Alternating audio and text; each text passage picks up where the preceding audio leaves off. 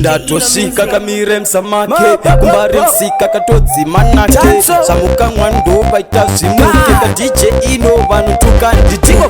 kutombonyuko kumenyu muspika satiman ukanbvunze chandoleka maplani meka mamani meka kavane zvakutsvaga fonori kutexta zvagara hapna pasina kubirira so handei ndotozvizivira kwakutoshinga sesta tashinga kavave kutovenga vari kupenga plus taurirwa nyimwa dzekumusana mabhawa chipas vanhu vanongana amana vasati vaudzanaudzana mudzanaudzana simdhanso chine vana mukomba tiko ndaisitima hopo kuclash ndikapiwa mauto papakaipa pakapaka moto ndakaimba 2 vesizi ndine hopo kukomba tiko ndaisitima hopo mclash fata kunpet mauto papakaipa pakapaka moto ndakaimba 2 vesizi ndine hopo shamwari zvamakaya kuno HQ moya tigodirwe nyaya ngoma ende ndotobhuya kuberi kutsamaya uku kutovhaya malenzi ndomamwaya semvura onayanaya sepakare paya zimdhanzo yanifaya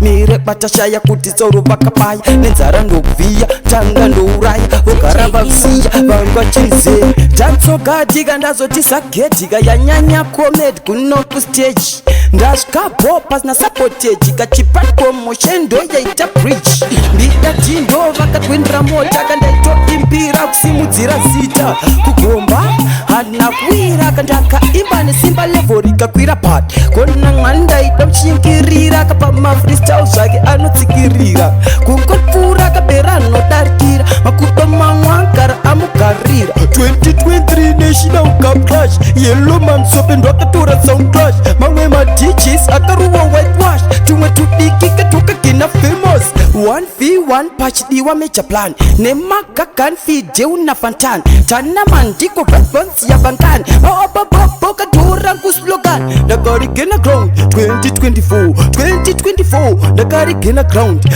uptokbon big up trap sound tabobon takutodao mapound 2024 kune samo sodaisophakwa nezvipo tanzaritelo makometipo toti kunewo politics no 2024 kune samo sodaisophakwa nezvipo tanzaritelo makometipo toti kunewo